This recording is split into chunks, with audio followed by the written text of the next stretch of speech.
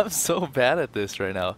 Like one, I'm dead tired. I've been casting since 4 in the morning. I don't know what time it is. People will probably watch for all different times, so there's no real meaning to 4 a.m. when I say 4 a.m. But you know, Well, I think most of the viewers is Europe, and for them it's 5:30. uh, Sorry, 20 to 6 is in Europe, and we started this at midday. hmm Sorry, 1 p.m. for CEST. So we've been going for a good couple of hours.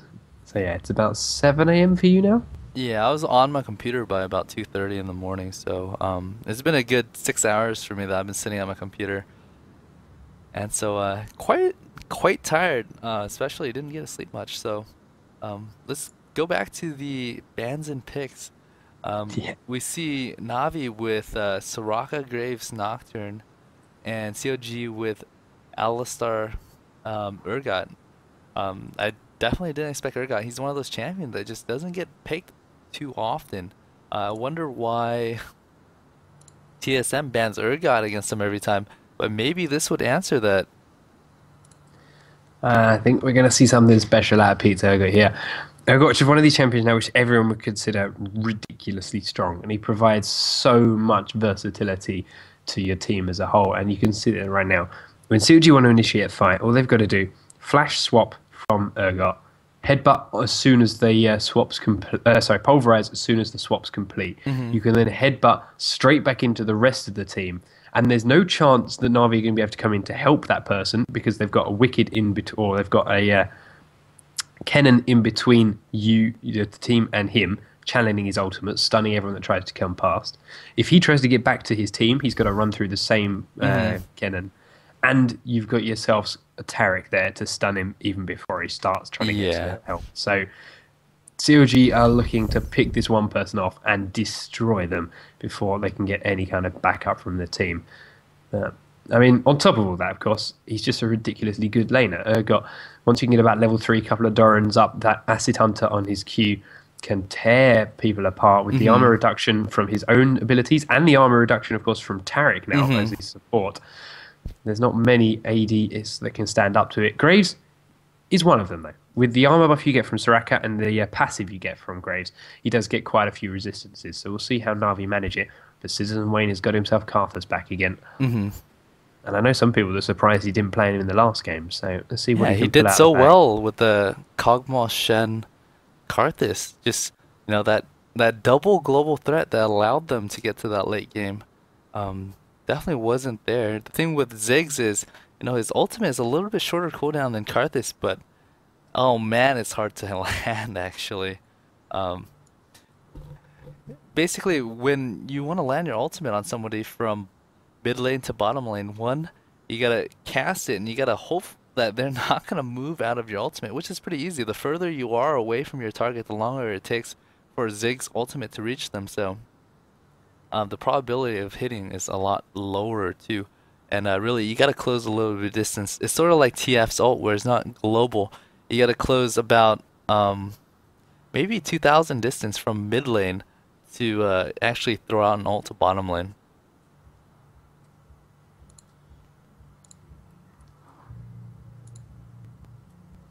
Are we really going to see a Vega? That would be brilliant. When we said it yesterday, Froggen put on his Facebook after one of their matches, nearly hit 1,000 AP on Vega. 1,000 AP on Ah, Veigar.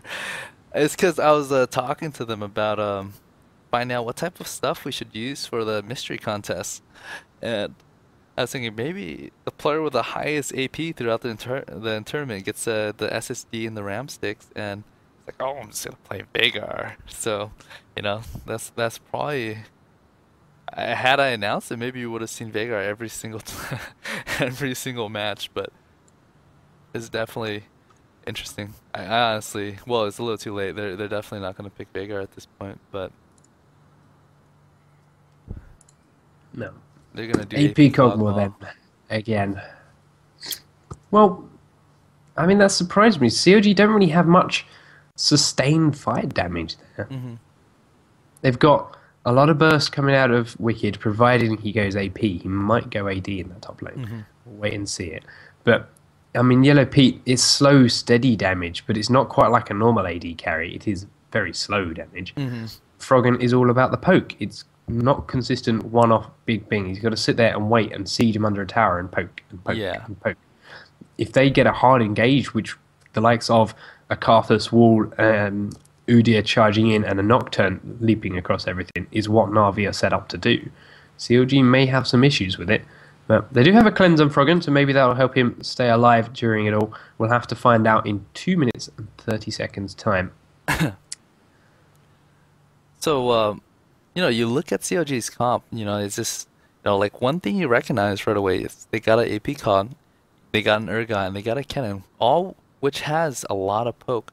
The good thing about Kennen is he's got free poke. He's not mana dependent. He's able to pass that blue buff to Kog'Maw and sustain his poke at the same time because he's energy dependent and energy regens relatively fast. So it's gonna come to a point maybe at like the 25-30 minute mark where CLG's gonna want to push and they're gonna basically just group up as five and just throw down acid hunters, throw down living artilleries, and just throw down shurikens all day against Navi.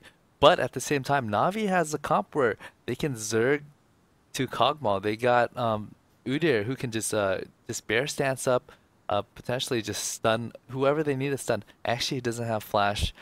Ghost isn't quite as effective against this team just because with flash you're able to just flash out of Ali's flash pulve. You're gonna be able to flash out of Kennen's ultimate, and when you do get swapped by Urgot, you're gonna be able to create that distance right away. And especially Ghost isn't as effective once you use Bear Stance because there's a soft cap on movement speed. So it's a little interesting in terms of running Ghost on Udyr. I can understand that with Ghost, if an enemy is a little bit past mid, the killing potential and chasing potential is a lot higher than Flash because you get that continual movement speed and you can basically chase somebody down, reach them, and close the flash distance with Ghost if they're past mid on top lane. But in terms of team fighting, I don't see Ghost being as effective as Flash is. Warm Coca-Cola. Yeah. So this could potentially be our last game of the day. Na'Vi can still win it, take this best of 3, and then take the tournament. CLG, if they do it, we'll have to see another best of 3, which does not look like it will be scheduled to run today, unfortunately. There's cursed tournaments here. But we want to give one potentially last shout out to our sponsors. Alright, so the last shout out to our sponsors, Astro Gaming, Gunners, and Kingston are sponsoring some prizes for this tournament for some for the players and some for the viewers. Let me pull up a website really quick. It's our contest website. Oh, actually, I'm not going to move around a little bit. I don't want to get that corner bug. Yeah. Oh, there you go. Now I can go. Okay, so I'm going to pull the contest page up really quick. If you go to solomid.net and scroll down to tournament info, there's a contest link. If you go there, you're going to see the type of prizes that were given out and how to get it. It's very simple. You follow and like our sponsors on Facebook and Twitter, and you thank them for supporting Solo Mid and League of Legends in the comment, and that should be good enough.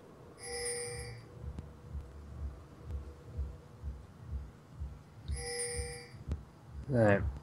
We are in. We are ready and waiting with our game. And let's see quite how things set up. Now, CLG have a really strong invade comp. You've got a stun from Taric, which you can follow up by a pulverize from Alistar.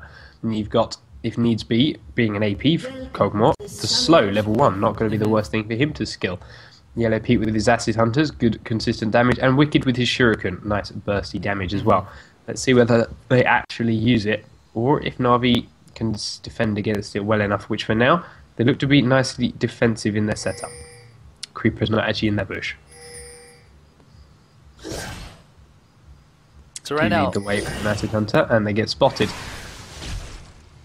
CLG does have a very, very strong level team comp. Any comp with Taric and Alistar, if they're able to lock down any champion, that champion is as good as dead. So if at any point Alistar or Taric at level 1 gets a stun off, they're going to be able to chain that and just output so much damage. So CLG is backing out. Sorry, if you can hear too much background noise, give me a shout. I'll go and poke my roommates. Oh, no problem. I don't hear anything at all. Anyway, CLG is backing out, and they're just gonna farm their jungle there. Minions have Uh, spawned. they're basically done with the invade, and everybody's just gonna group back in their own jungle. Bottom's gonna do a double golem, while Nocturne's is gonna start off. Everybody's gonna start off on their normal jungle path. Cottonegg interesting enough, starting at blue buff with his Nocturne. One of these junglers that can start at both sides, blue or red, whatever is your preference. Let's see where he's going. Alphas will pull that for him. Nezreal being nice and helpful with that Tiger Stance, going to start it off. So let's watch. Tiger Stance, Udyr versus Kennen in the top lane. Now, we've seen it a couple of times, not quite with these two players on the end of it though. So let's see how they can make it work. Kennen, not one of Wicked's strongest champions, that we must admit. He has 1 AP. So I was trying to figure out quite how he was going to be building, but he's got no armor pen, he has got 10% spell pen and 1 AP, so we'll watch it, see how it plays out, see what he decides to build. I know a couple of Kennens that will rune for AP and then build, will rune for AP, then mastery for AD, and then build a little bit of both, just so that in lane they can screw with your build. But I don't know, I don't think that's quite what Wicked's going to be going with.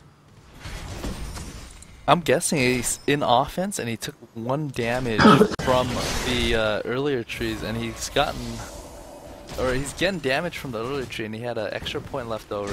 After the Ignite Mastery, he's putting it into the damage mastery to just do some extra poke, better for last hitting. Anyways, top is being camped by Alistar. If this Udyr gets comboed a little bit, because he does have a Mark of the Lightning on him, and the stun might go up because Kennen already has a mark on him. If Alistar is able to go up and headbutt and pulverize, the stun follow-up from Kennen is very, very likely right here. You're going to go for it. There's the headbutt, there's the pulverize, the ghost is out. There's only 1 mark of the storm up. There's the stun anyway. Nezreal is going really, really low. Doesn't have the ignite. The last auto attack's enough, and Wicked grabs the kill. First blood for Kennen, top lane, and immediately puts CLG ahead. That's going to be very, very bad for well. Udyr. Like, Kennen already beats Udyr in lane early game. Udyr is going to take about 15 minutes before he can actually lane against Kennen. By dying that early in the game, it's basically going to allow Kennen to push Udyr around for an extra couple of minutes. So, naturally, without any ganking, if he's just going to lane against Kennen one-on-one, he's going to be bullied for about 10-15 minutes. Now with that first blood, he's going to be bullied closer to 15 to 20 minutes. And especially if he gets ganked continually, Udyr is just going to be in that position where he can't recover. Bot lane, they're going in onto Nif. They do get the stun out. Pete's going to land an the corrosive charge, and an Ass's Hunter. Froggen comes around the backside with a slow enough for the kill, and they're going to keep chasing in onto Antigen. Nice bit of kiting. Does that land? Not quite. Noxian corrosive charge, not quite quick enough to keep up with Antigen's flash. But his flash is now down, and he's really low on health and doesn't want to leave. He's going to miss out on too much CS if he does. He's going to start chugging his health potion instead. 2 kills in quick succession for CLG means that Na'Vi on the back foot. That E does land, and Antigen has to get right out of range of Yellow Feet. And we still need to wait and see something happen from Nocturne. And again, Froggen is in this top lane. On to Nezreal. Does spot him with his face, headbutts him back, gets in range for the knock-up. There's a W, there's the headbutt. Wicked gets another good stun. They're going to keep chasing on to Nezreal. He doesn't want a lightning rush, doesn't even need to. Wicked grabbed kill number 2. CLG are dominating this game. Yeah, right now it's looking really, really bad for Na'Vi. Especially, like I was talking about, Udyr loses to Kennen early game. And with that 2 extra kill, Udyr is just going to be level 3, level 4, probably for quite a while. And I can see Kennen hitting 6 within the next 2 minutes, and then Udyr trailing 2 levels behind. When you're that far behind this early on, there's really nothing you can do. You're going to be denied really, really heavily. And the 10-15 minutes disadvantage that Udyr naturally has over Kennen at this point is pushed to just basically a 20-25, and really, you know, it opens them up to being ganked all game, and so it's potentially where Udyr cannot even catch up. Yeah.